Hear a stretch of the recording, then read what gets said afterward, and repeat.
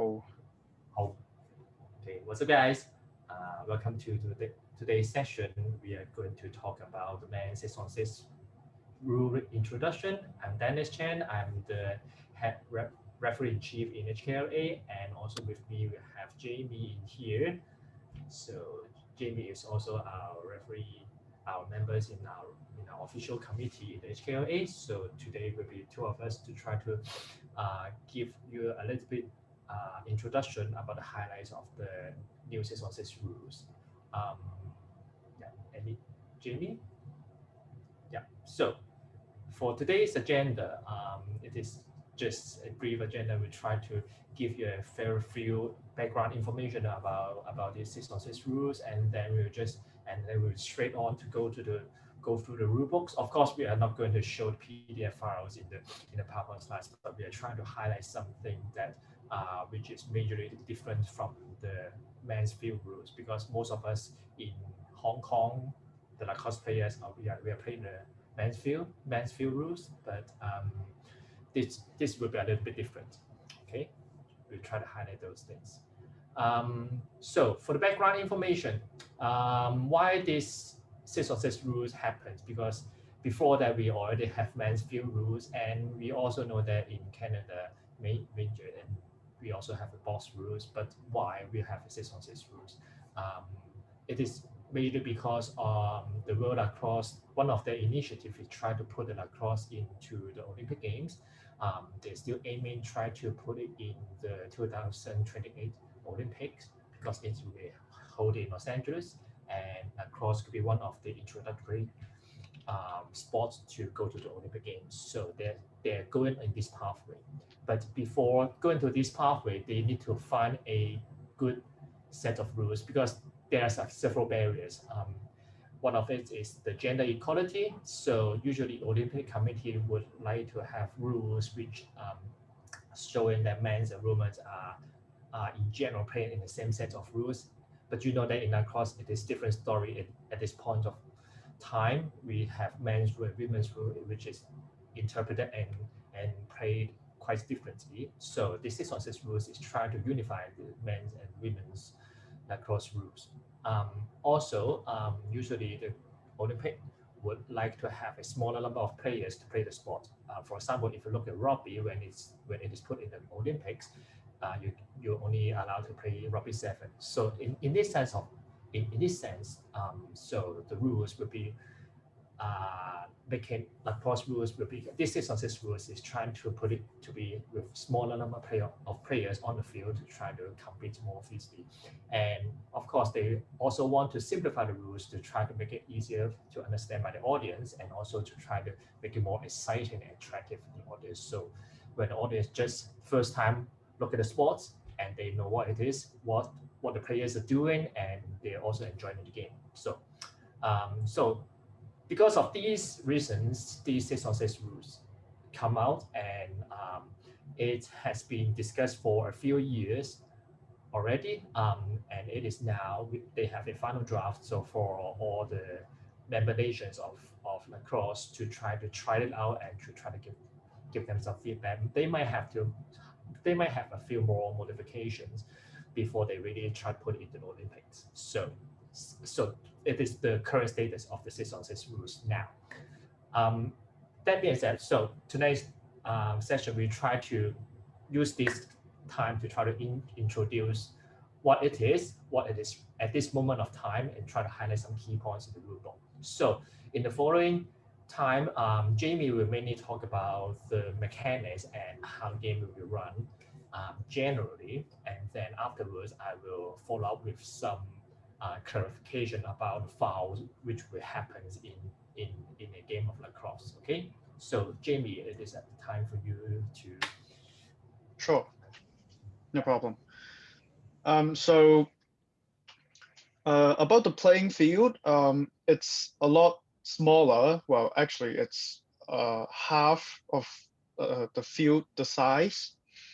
But the general setup is quite similar, with some different minor points that are different.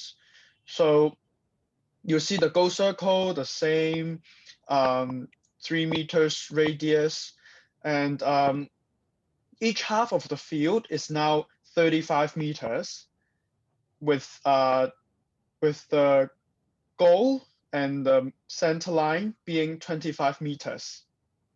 So the X will be roughly 10 meters from the goal line to the end line. As for the bench, the sub area is 10 meters now. And there's no more restraining lines. And when the draw at each period, players will be outside this 5-meter circle, 5 meters radius circle outside. So it will act as sort of a wing line. And the draw player will be inside. So these are mainly the difference with contrary to the field rules.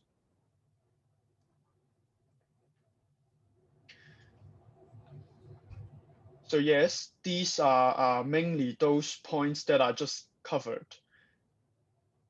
And there are shot clocks on both sides, so players will be able to see clearly the shot clock counting down. Section 2 will be on the equipments. So there are no more long poles. All of the sticks are short sticks runners, and the goalie will have a special stick, of course, as usual. So these short sticks, the length will be 100 to 110 centimeters. So it's quite similar to what we have now on the field. So all the short sticks that can comply with the field rules will be also legal in the 6-on-6 rule. So the head width, yes. Yep. So in general, all the short sticks could be reused in the 6-on-6 rules. So actually, it is not. There's no difference, not much difference between the fields and the 6-on-6. They just put it in the centimeter measurements. Usually in our old rule, but in the field rules, it is measured in inches, or it's measured in inches. But now it's measured in centimeters. But actually, it is just a conversion about the units. There's not much difference in here. Yeah, so in short, every stick that can be used in field can be used in 6-on-6 other than the post. So the team is obviously smaller, as Dennis have said in the introduction. So now in each team, there can only be 12 people, 12 players maximum, with at least one is the goalkeeper.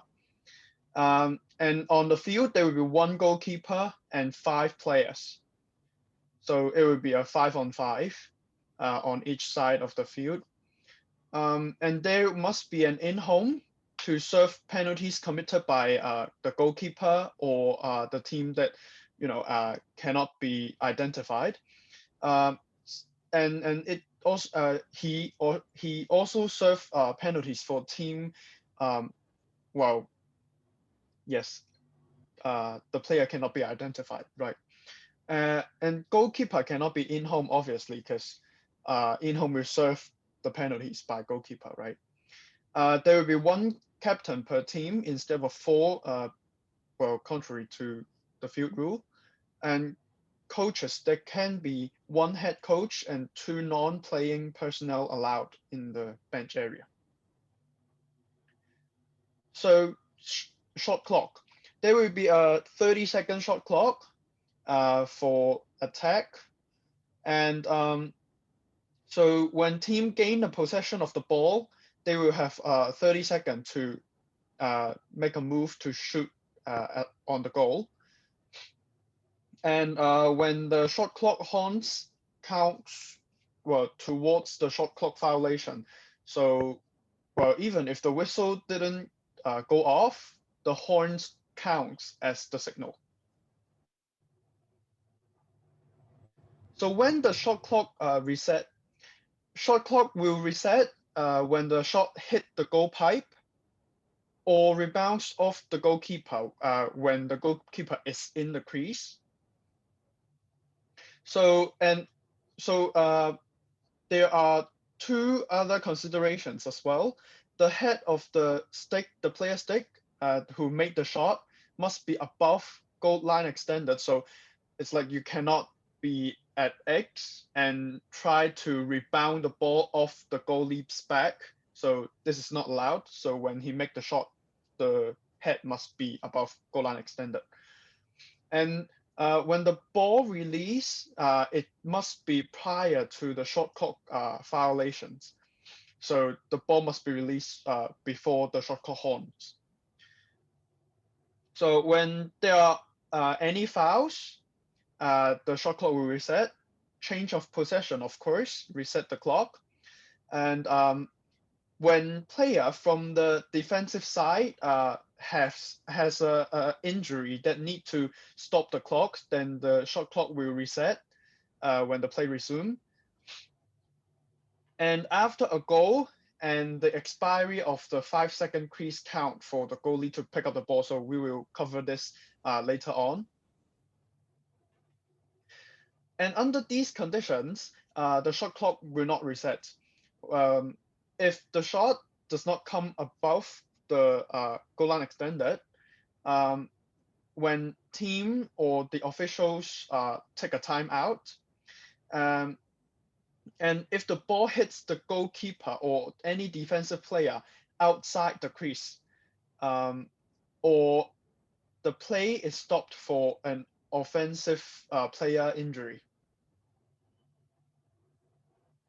So the game time. Game length is now 8 minutes per quarter, and we play 4 quarters. All clocks are running clock, except for the last 2 minutes of the 4th quarter or after a goal. And if there's a tied game and overtime is needed, there will be 4 minutes periods, all stop clock and sudden death. So meaning the next goal that scores will decide the game. So each quarter, we will take a break for 2 minutes, and for halftime, we'll take 5 minutes break. And for each overtime periods, we'll take 2 minutes break. Okay, so the play of the game. For draw, the setup will be the draw player in the middle. So it's very similar, or it's actually the same as face-off for the face-off players, but now it called the draw. So it's in the middle of the field, inside the 5-meter radius circle, facing both. So the draw player will face the opponent's goal, and the other player will stand outside of the 5-meter circle until there's a possession in the draw. So when official sets down together, both draw player get to the position, and when official sets says set, both draw player cannot move and whistle to play for the ball. So this part is quite similar, or actually the same, as the field mechanics for face-off.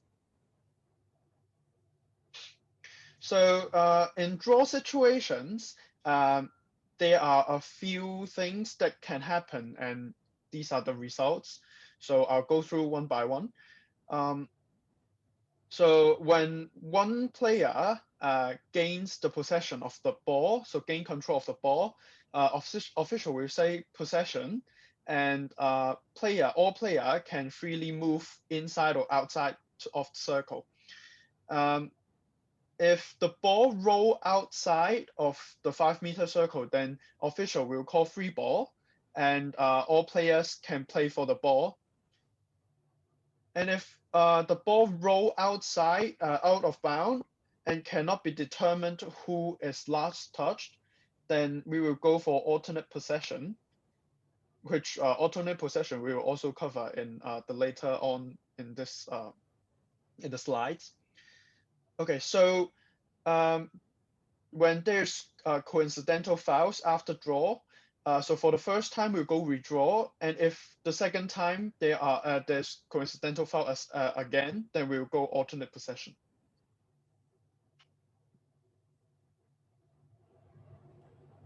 So restart after dead ball.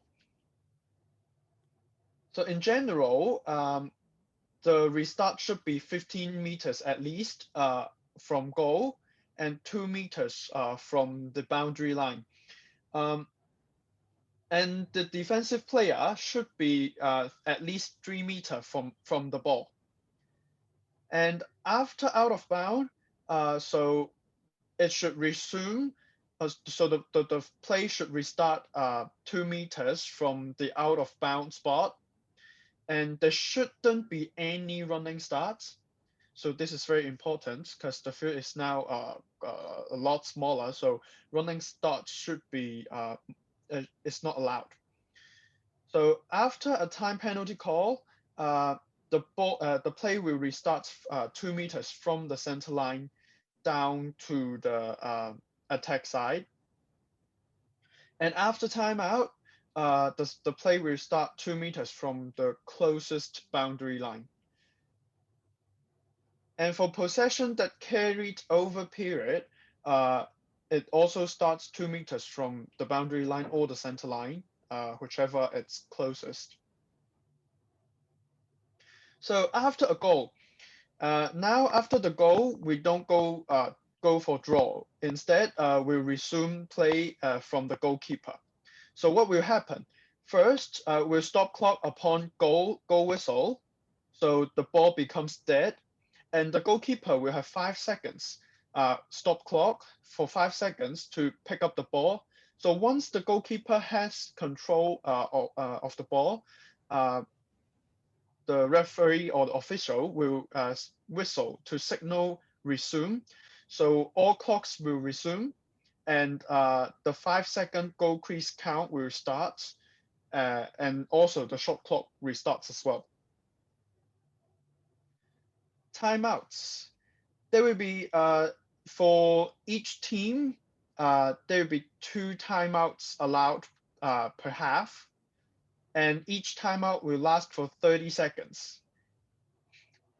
And for overtime period, each team can call 1 timeout.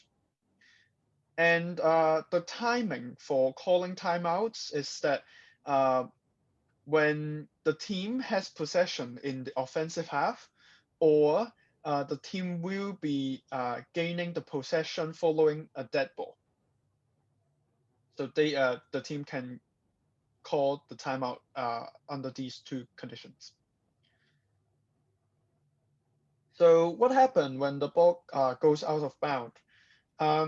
So the possession will be awarded to the team that the opposing team that last touched the ball. So let's say red last touched the ball and it goes out of bound, blue team will gain the possession. So under any situation, so comparing to the field rule, so we don't have any chase situation now. So whoever last touched the ball will award the possession to the other team. I hope I make this clear. Okay, and over and back. So once the ball is in the offensive zone, the ball shall not return to the defensive side through any action of the offensive team. And well, it does not count when the shot leaves the offensive zone. So when you hit a shot on goal and it rebounces back to the defensive side, then you are free to regain your possession and take your shot again. Well, and for a loose ball that leaves the offensive side last touched by a defensive team, so maybe a deflection from the defensive side, then you are free to play for the ball from your defensive side. And also a loose ball leaving the offensive zone and the defensive team is called for loose ball foul. So these will, the over and back does not count. So let's go through some out of bounds situation to make things clear. So now it's team red versus team blue. The first scenario, red attacker shot, and the ball directly goes out of bounds without touching anything. So the possession will go to blue because red made the shot. So last touched by a red attacker. So and shot clock will reset because the possession changed. Yeah. Okay, for the second situation, the red attacker shot the ball and the ball hits the goal pipe, but it didn't touch any blue team player or sticks, and it goes out of bounds.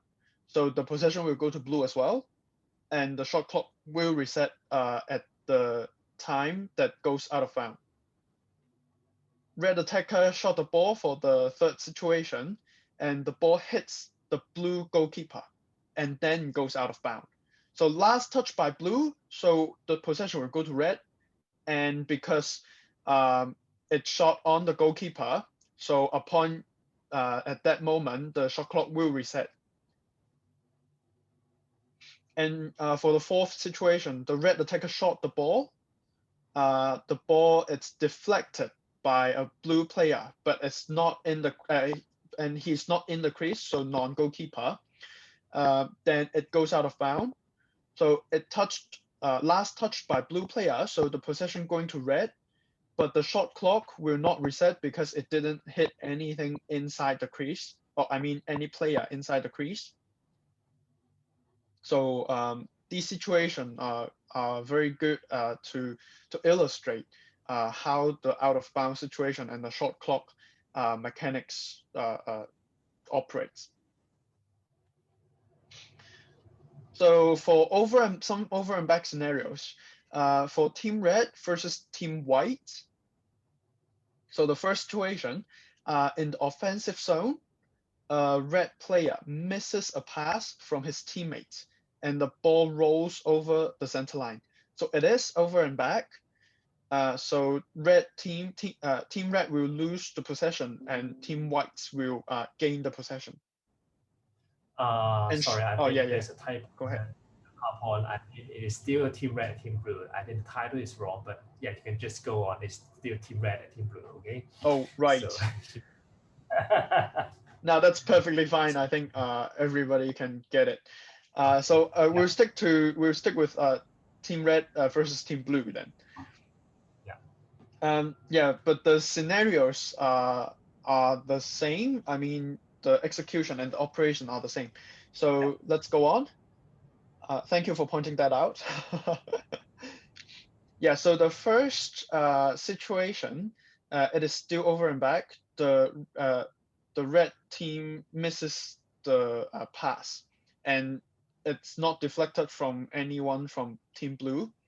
So it's over and back, and Team Blue will gain the possession. So shot clock will reset because there's a change of possession.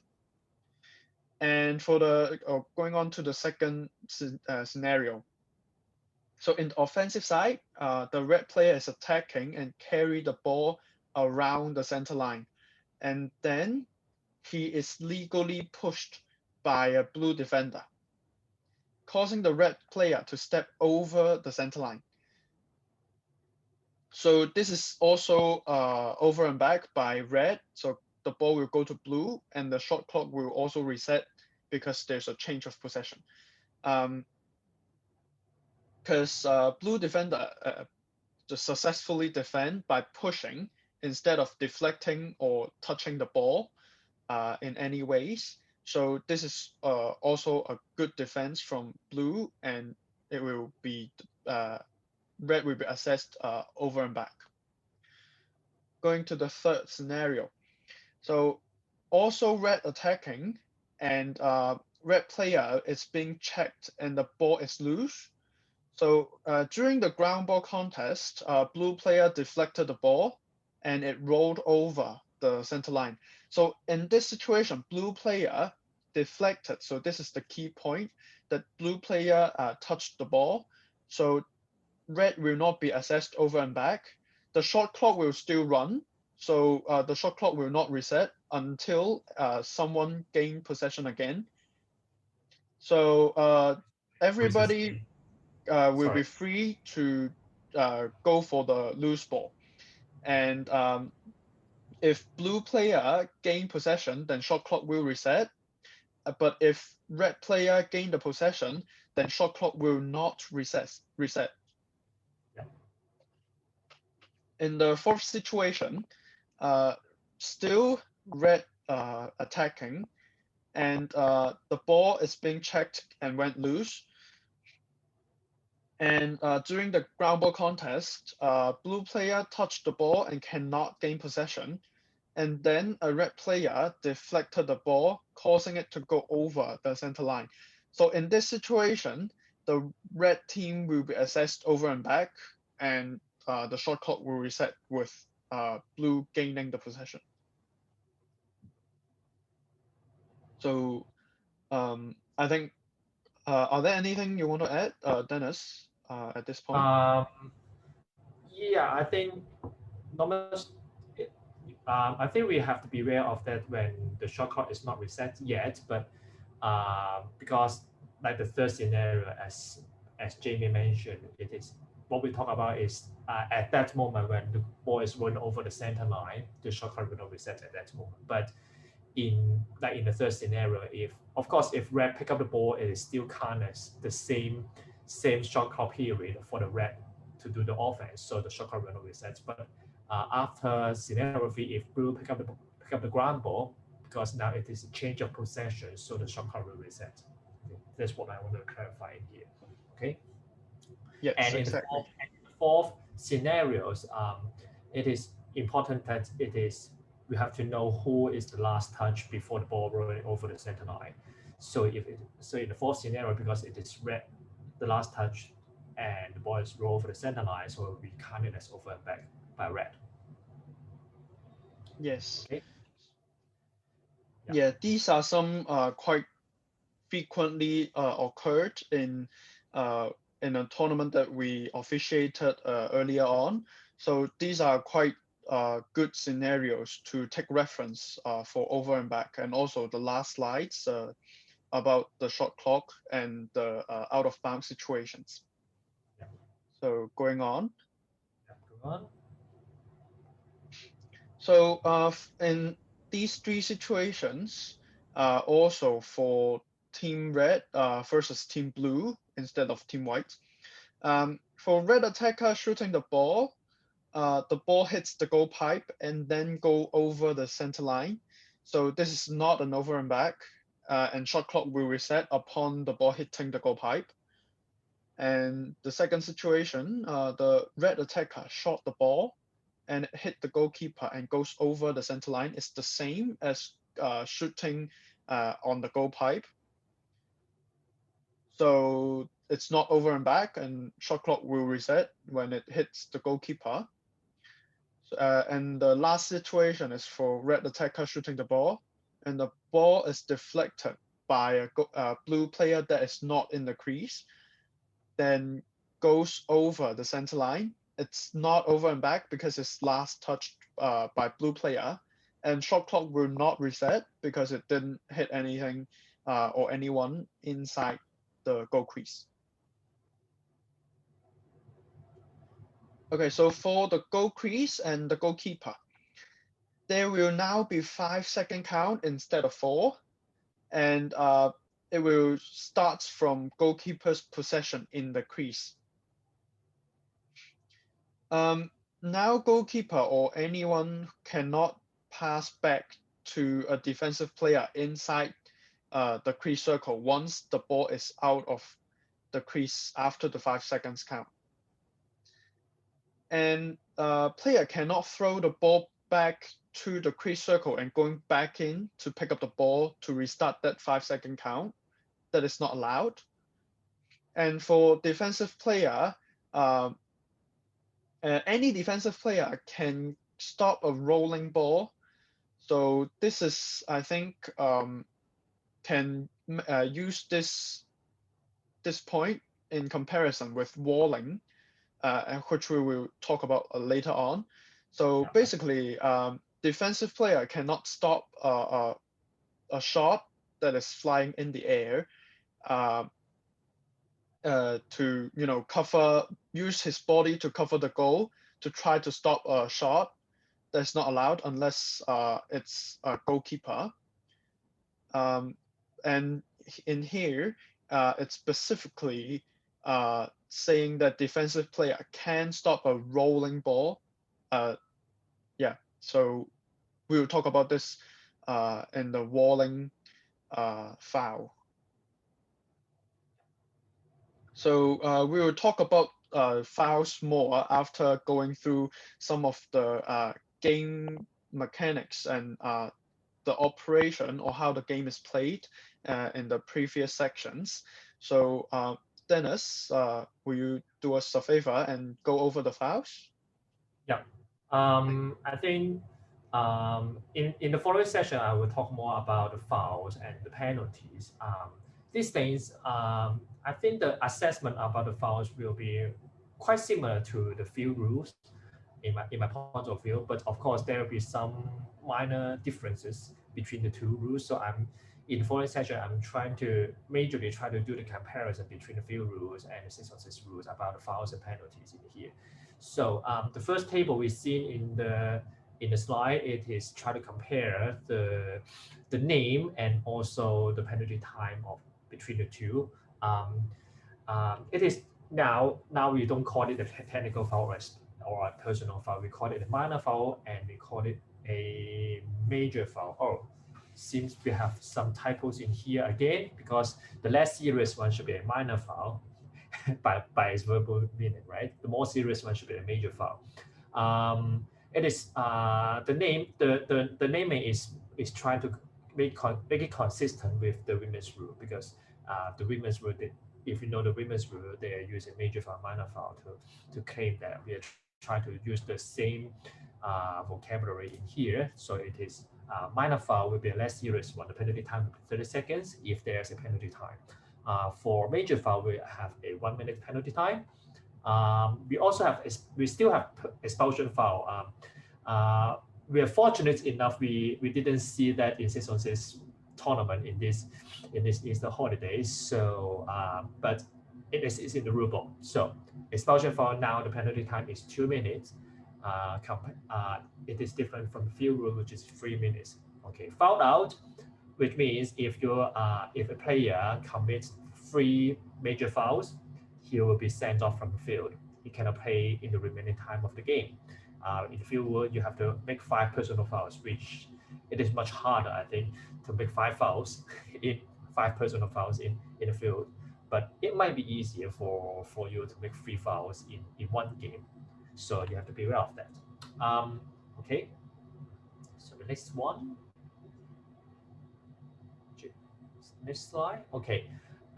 We try to, and this slide is trying to talk more about the difference in the minor fouls compared to the technical fouls in field rules. So holding, I think it's just some minor change in the wordings and also the measurement units. Usually we measure when we try to do the body-to-body hold, we only allow it to do to the opponents with possession, or if it is a loose ball, we allow them to do so within 3 meters from the loose ball. Okay, in the field rule is 9 feet, but it is now it's 3 meters. Actually, it is more or less the same in the measure in the distance, right? For the broken stick, now the rule book saying that is quite interesting. So the player shall leave the playing surface with the broken stick immediately. So in the field rules or in field lacrosse, you're allowed to drop the stick on the field and leave the field. But now, if you're holding a broken stick, we are not suggesting you to drop it on the ground. We just suggest you to just going out with your broken stick to get out of the field. Okay, to try to clean up the field as quickly as possible. All right. So that's how we handle broken stick in here. In here, if you are so if you are holding a broken stick and you're still playing, of course it is at least a minor foul, I think, in this sense. So you have to be aware about that. The offside, of course, we don't have those complicated mechanism in field rules now.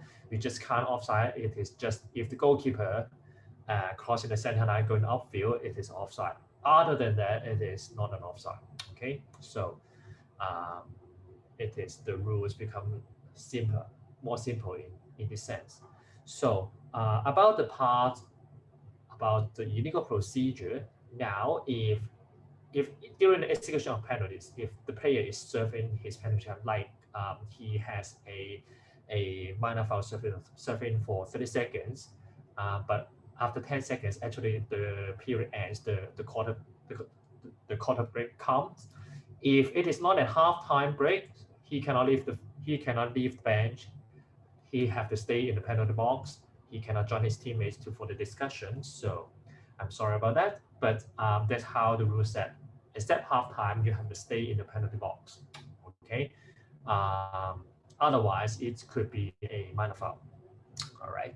So this very minor changes in this minor foul scenario. Okay. Other fouls actually, the rules and the rulings are nearly exactly the same, right?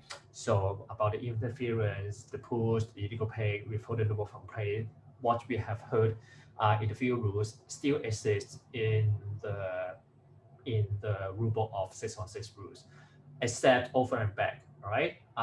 In the rulebook, they put the over and back. They put this paragraph back to the playing of the game session. It is not count. It is more like a out of bound, right? You don't call a out of bound a foul in lacrosse, but now it is similar. Over and back is not a minor foul. It is just like out of bound. You just change the possession. But in the field rules, it is a technical foul for over and back. A little bit interesting point in here, but I think it will be a little bit different when we try to execute the penalties. If there's a multiple penalties coming, it is more troublesome for the officials, but for the players, I think it is nearly the same for the minor fouls. You don't need to worry too much about that. Okay, so then we talk about the major foul. I think there are more changes about the major foul in the 616 rules. The most obvious one is the illegal body check. So now the paragraph only have one sentence about illegal body check, which means you are not allowed to do any body check. But of course, we know that lacrosse is still, we still have a lot of body contact in the lacrosse games, especially for the men's games. So we are still allowed to try to use the body to try to hold up the opponent, to try to maybe push him away from the shooting area. So I think this kind of body contact, we as official, we still allow that kind of things happen. But if you're talking about try to run through some guys, or you try to give some guys a head-on-head hit, it is totally not allowed in 616 rules. It is still allowed in men's field rules, right? Like if a player having possession, the defender can just head-on-head just run through him, try to run through him. But it is legal in the field lacrosse, but it is not legal in 616 now. To try to keep it more safe in my point of view, and it is more protecting the players. Okay. The second part about illegal stick. Okay. So in the field rules, I think if you have a deep, of course, if the size of the measurement is different, like you are intentionally using a much longer or much shorter stick, of course it is illegal, and of course we'll give you a penalty, a major foul in here. But now if you are having a stick with a deep pocket, or you're which is quite common usually in the lacrosse players, now it is assessed as a major foul. Okay, it is technical foul in field rules, but it is now a major foul in here. All right.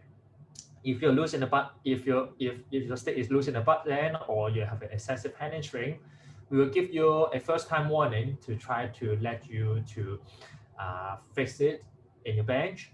But if you're still not fixing it and it is still being caught again, I'm sorry, I have to give you a major foul in here. All right. But then excessive hamstring is also a technical foul in the field rules, but now it is a major foul in the 616 rules. All right, and one more change about this interesting point. All right, if the coach is calling for stick check, of course he can call it during the dead ball, as we know in the field rules. But now, if the stick is found legal upon a stick check request by the coach, a major foul will assess to the team, right? Because it is a foul committed by coach, the in-home will serve the penalty. Okay, it is 1 minute in-home penalty served by the in-home, served by the team who is requesting for the stick check. Okay, so I think these kind of rules, it is different from what we saw in field rules in about the illegal stick, and how the stick check procedure will be different. Okay, and there's another additional major fouls we didn't see it in the men's field rules, but it exists in the 6-on-6 rules. It is called warning. Actually, we have exactly the same rule in the women's lacrosse. Okay, so we also pick it up to try to protect the player's safety. Usually, it means if you are defending, if there are multiple defending players, including the goalkeeper in here. Okay, so one goalkeeper, of course, goalkeeper can block the ball, can stand in front of the cage to try to block the shot, right? But if you're not a goalkeeper, you're doing the same thing as the goalkeeper. You're trying to block the shot. We will try to assess it as a warning. We'll give you a major foul because we are not allowed to play like this. So, of course, if you are marking a attacker around the crease circle, you're within a stick length of the opponent. Of course, we are allowed to stay around, still standing inside the crease. There's no problem. Okay, but if you intentionally try to get inside the cage to try to block a shot, I will give you a major foul if you're not a goalkeeper. Okay, so other fouls are similar. Like we still have slashing, we still have cross check, we still have tripling. All right. We still give you a foul if it is unnecessary roughness, and of course there will be a foul about unsportsmanlike conduct, although we don't want to give too much about it, but it is not controlled by us. It is mainly controlled by players or the coaches. Okay. Anything you want to add, Jamie? Okay, not much. Jamie is No, not much. Yeah, and this one just illustrate briefly what is walling. So maybe you can. This one is this picture is captured from a field lacrosse game, but it is really illustrate what walling is. All right. You see the red rectangle highlighted a defensive player is trying to stand in the far pipe to try to block a shot with the goalkeeper. All right, you can see he's not trying to mark anyone in here. He just wants to get in the cage to try to block a shot. In field rule, it is allowed. We don't have any rules to give penalty against this, but in 6-on-6 it will be a foul. We will give you a major foul in here. Okay, that's a clear example about warning. So the execution of penalties, I think it is quite similar than the field rules. I think it's more for the officials or for the coaches, players to try to know about our hand signals, right? If we are slow whistle, because now the officials, we don't have any yellow flag in our pockets anymore. So we'll just raise our arm instead of trying to throw a flag. We'll just raise our arm and say the penalty is coming. Okay, it's more like a box lacrosse approach to try to deal with a delay, deal with the slow whistle. For the play on, we have a hard time to try to correct this, because in the field rules, we usually try to raise our arms to try to signal a play on. But now, because you raise an arm, it means a slow whistle. So now we are not going to raise our arms for the play on. We just point to the direction of the advantage team. So we try to signal the player in that way. Okay. For the goalkeeper's penalty, as in the field rules, we have we give you 2 minutes to change the goalkeeper, or we have a designated defenders rule. We try to simplify this in the 6-on-6 rule. We just say, okay, goalkeeper, you make the penalty, your in-home will serve for you. You still stay in the cage to do the goalkeeper's job. Okay. unless it is an expulsion foul, you have to send off from field for the rest of the game. That's a different story. But usually, if you are making a minor foul or major foul as a goalkeeper, in-hook will serve for you. Okay, penalty cards. It is also from the women's rule. Unfortunately, many men's rule officials, we don't have the penalty cards yet. So during the Easter tournament, you see we are just using our hand signals to try to signal the fouls, the penalties, as we did in the field rules. But in the rule book, it's literally saying that we should use cards to signal the type of the fouls. Like green means minor foul, yellow means major foul, and the red one will be expulsion foul to send off someone from the field. Okay. I think it is more consistent with the women's rule in here. Okay. So this slide, it is about the coincidental fouls. I think this part, in my point of view, it is still under discussion, or I think the rule book doesn't give us too much examples or too much rule clarification about how this operates. But I think the idea, so it might be changed in the future after modification. But what we know about this at this moment of time, it is that it is different from the simultaneous foul from the field rule. So it means that if the fouls are called on the players of the opposing teams, when sequence cannot be determined, we will call it coincidental fouls.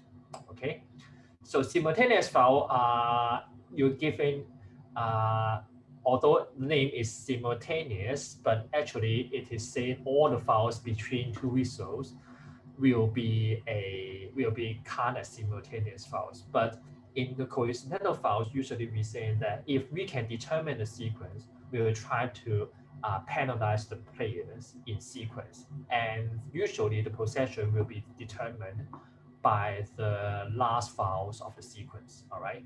If the fouls can be put in the sequence in that way. It's more, it might be less familiar by the players in Hong Kong, but actually in the NCAA or even in the professional league in America, usually they play more with the coincidental fouls. Okay, just give you an insight about what it is. So maybe for people from US, they may be more familiar what it is, but it could be a hard time for Hong Kong players to pick it up.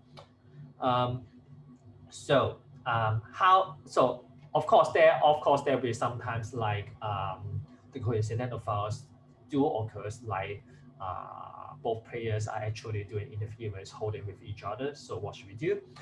Like the rule is saying that if the ball is loose, the fouls will cancel with each other. Of course, we are talking about the same type of the fouls could be cancelled with each other. So if it is all cancelled, it will be alternate possession. Okay, so if any team has possession, then we are not going to cancel all the fouls. Instead, we try to make all the fouls to serve the penalty time in here.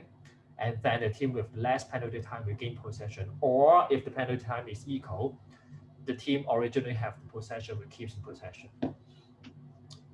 So I think that's what we understand from the rule book about coincidental fouls. Of course,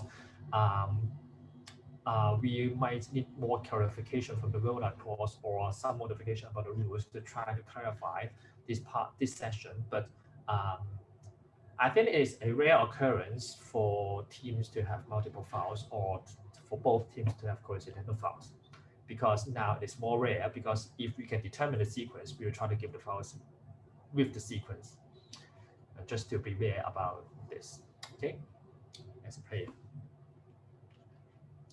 All right, I think that's the end of our presentation. Hope you can have a brief idea about the 6-on-6 rules. One point, as Jaime has talked about the alternate possession, I think I might use this chance to get a very quick briefing, because it is not exists in the field rules, but it really exists in many other sports, like in basketball or many sports. So it means that with the coin toss of the captains before the game, we will decide who will get the first alternate possession. So, like if the red team get the first alternate possession, if we have to use the alternate possession, like those situations specified in the rulebook, we'll give the possession to red. And then because it is alternate possession, right? So the next alternate possession will give the blue, if that happens in the same game. Okay, so red and blue try to do it alternatively to try to settle those special situations which we cannot determine the possession of the ball. Okay, so thank you very much. I think that's the end of today's. Hope you. I think in HKLA we will have more 6-on-6 games especially in the coming summer. So for the teams who are trying to play with the 6-on-6 rules, you might need to get more familiar with this. It will be a little bit different from what we have played in the Easter, because in the Easter we are still trying to figure it out how to apply the mechanics and the rules. And in the Easter tournament, because we might not have enough game few times, so we try to shorten the game clock for a little bit, or we try to give you guys not enough time for the timeout. But yeah, in the summer things might change. So thank you for your patience. Anything you want to add, Jamie? I think, yeah, we are quite fortunate to be playing with the 6-on-6 rule under the pandemic. I think we are one of the most earlier organization to have experienced a game or a lot of games actually. And yeah, and the rule is quite new, and everyone is learning, and I think everybody is adopting to this game, different to the field rules. It is definitely interesting, and yeah, I think today's presentation is mainly on our take and our understanding after reading the rule books, and things might change, and I hope to see this rule being adopted in the Olympics, and it will be definitely I do look forward to seeing lacrosse being on the Olympic stage. Yeah. Okay.